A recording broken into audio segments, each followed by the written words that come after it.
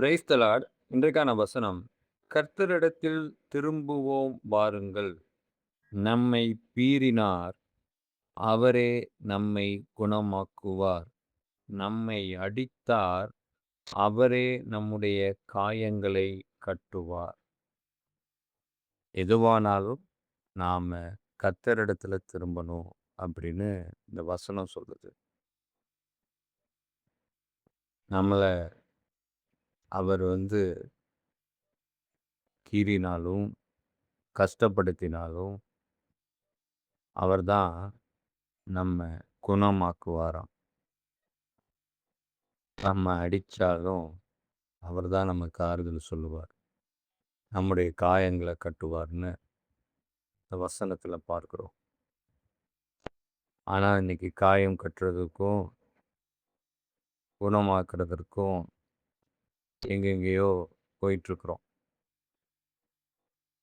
நான் டாக்டர சொல்லல. மெயினான விஷயத்த சொல்றேன்.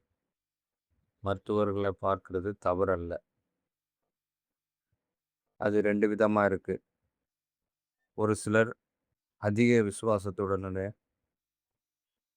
ஆண்டவர் பேர்ல விசுவாசம் வைத்து சுகமானவங்களும் இருக்கிறாங்க.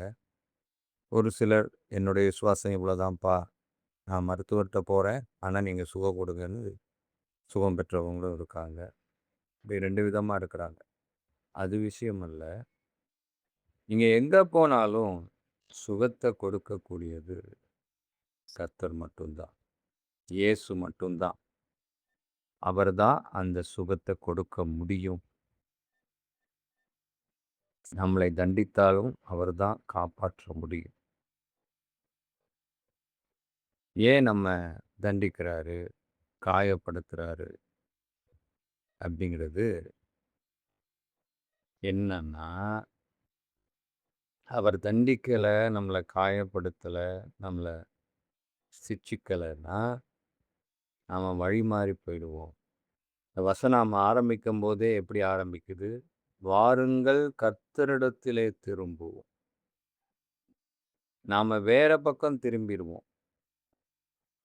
வேற பக்கம் திரும்பி, வேற வழியில போயிட்டுருப்போம். சரியான பாதைன்னு நெனச்சு போயிட்டுருப்போம். ஏன்னா, நாம மாம்ச கண்கள்ல பார்ப்போம். ஆனா, கர்த்தர் அவருடைய கண்கள்ல பார்க்கிறதுனால, அங்க மிகப்பெரிய ஆபத்து இருக்கு, தீமை இருக்கு, அழிவு இருக்கு அப்படிங்கும்போது சொல்லி பார்ப்பார். கேட்கல அப்படிங்கும்போது, மட்டாய் தட்டி நம்மை அவர் பக்கம் திருப்புவார். அது பல பேருக்கு நடந்திருக்கலாம், நடந்திருக்கும், எக்ஸ்பீரியன்ஸ் பண்ணியிருப்பீங்க. ஆனா, அத சரியானபடி கண்டுபிடிச்சுட்டு நம்ம உடனே ஆண்டவர் பக்கம் திரும்பிட்டோம்னா பிரச்சனை இல்ல. இல்ல அப்படிங்கும்போது, மேலும் மேலும் நாம உடைக்கப்பட வேண்டியதா இருக்கும். உடைக்கப்படாம ஒண்ணுமே பண்ண முடியாது. சும்மா சுகபோகமா வாழுப்பா, என் பக்கம் திரும்புனா திரும்புவோமா? ஒரு நாள் நம்ம திரும்ப மாட்டோம். ஏதாவது நமக்கு கஷ்டத்த குடுக்கும்போதோ, நம்மை அடிக்கும்போதோ, நம்மை சிட்சிக்கும்போதோ தான் நமக்கு புரியும். ஆஹா! ட்ராக் மாறி போயிட்டுருக்கோம் போல இருக்கு அப்படின்னு. அதுதான் இங்க விஷயமே. அதுவும் யாருக்கு புரியும்னா, ஆண்டவருக்குள்ள இருந்துட்டு பின்மாற்றம் அடைந்து போனவர்கள், உணர்வுள்ளவர்களுக்கு புரியும். உணர்விழந்தவர்களுக்கு அது புரியாது. என்னதான் அடிச்சாலும், என்னதான் சிட்சித்தாலும் இருக்காது. இப்ப அப்பா இருக்கிறாரு, தான் பிள்ளைய கண்டிக்கிறாரு. உணர்வுள்ள பிள்ளைகள் திருந்தி சரியான வழிய பின்பற்றும், கீழ்ப்படியும். உணர்வற்ற பிள்ளைகள்னு இருக்கு. அதாவது தண்ணி தெளிச்சு விட்டது அப்படின்னு சொல்லுவாங்க. அதெல்லாம் நீங்க எவ்வளோதான் அடிச்சீங்கனாலும், எவ்வளோதான் இது பண்ணீங்கனாலும், எவ்வளோதான் திட்டுனீங்கனாலும், அவ்வளோதான். அத ஒண்ணுமே பண்ண முடியாது. ஆனா, அப்படி நாம இருந்துராம, அந்த உணர்வுள்ள பிள்ளையா தகப்பன் சிட்சிக்கும்போதே, அதை உணர்ந்து அவரிடத்துல திரும்பிட்டோம்னா, அப்பா அடிச்சுட்டு அப்படியே சும்மா உட்டுருவாரா? அடிச்சுட்டு, என் மகன அடிச்சுட்டேன் அப்படின்னு சந்தோஷப்படுவாரா? உள்ளத்துல அவ்வளோ வேதனைப்படுவார். உள்ளத்துல கலங்குவார். வெளியில காமிக்க மாட்டார். உள்ளத்துல அவ்வளோ வேதனையா படுவார். ஐயோ! என் பிள்ளைய அடிச்சுட்டேனே! என் பிள்ளைய அடிச்சுட்டேனே! அப்படின்னு சொல்லி கலங்குவார். மாம்ச தகப்பனே இந்த அளவு கலங்குறார்ன்னா, நம்மளுடைய ஆவிக்குரிய தகப்பன், எல்லாருக்குமே தகப்பன். அவர் எவ்வளவு கலங்குவார், எவ்வளவு வேதனைப்படுவார். ஆனாலும் அத வெளிய காண்பிக்காம, என் பிள்ளைய என் பக்கம் திருப்பணும். அவன் வழி மாறி போயிடக்கூடாது. திசை மாறி போயிடக்கூடாது.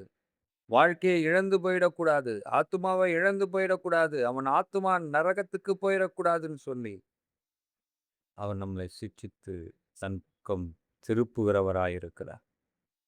அதனால உடைக்கப்படும்போது, கஷ்டப்படும்போது,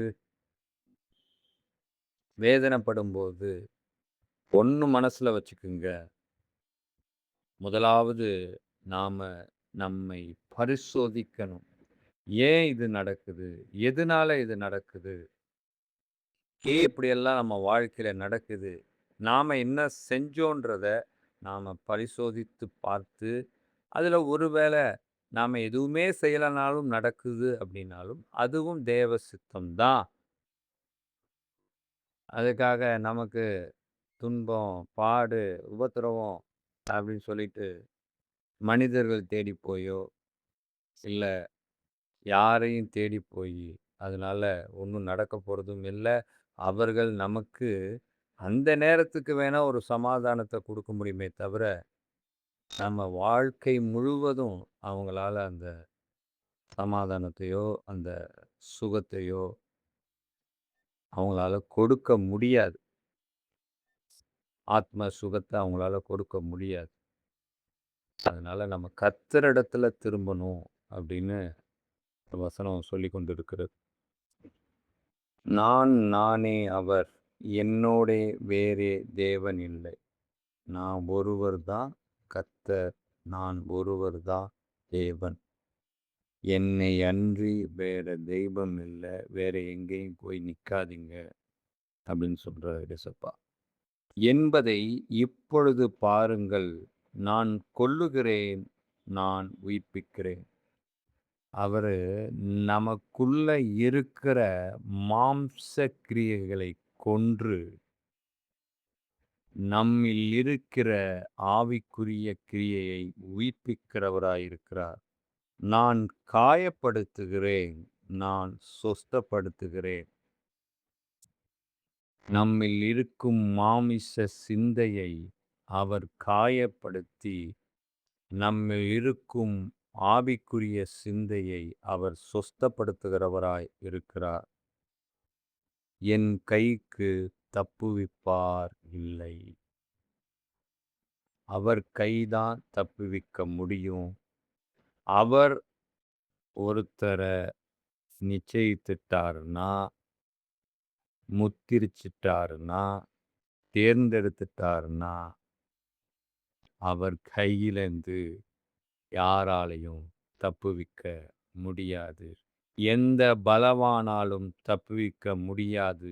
சாத்தானாலும் தப்புவிக்க முடியாது. அதாவது என்ன அப்டின்னா, கர்த்தர் முன் குறித்ததை யாராலும் மாற்ற முடியாது அப்டின்னு ஆண்டவர் சொல்றார். சாத்தான் அங்க ட்ராக்கெல்லாம் போட்டு வழிய மாற்றி கொண்டு போனாலும், கர்த்தர் முன் குறித்திருந்தால் அவர்கள் கர்த்தரிடத்திலே திரும்புவார்கள். எங்கே போனாலும் கர்த்தரிடத்திலே அவர்கள் திரும்பியே ஆவார்கள்ன்னு இங்க ஆண்டவர் உறுதியாவும், நம்பிக்கையுடனும் சொல்றார். சீர்கெட்ட பிள்ளைகளே திரும்புங்கள், உங்கள் சீர்கேடுகளை குணமாக்குவேன் என்றார். இதோ உம்மிடத்தில் வருகிறோம், நீரே எங்கள் தேவனாகிய கர்த்தர். இந்த நிச்சயம், இந்த நிலைப்பாடு நம்மிடத்துல இருக்கணும். நம்ம எங்க போயிருந்தாலும் சரி, எங்க போய் சுத்திட்டு இருந்தாலும் சரி,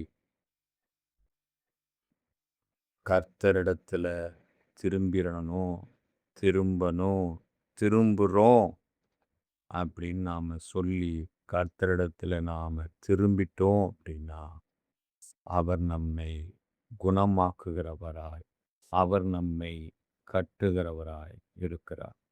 காதுள்ளவர்கள் கேட்க கடவர்கள். ஆமென்.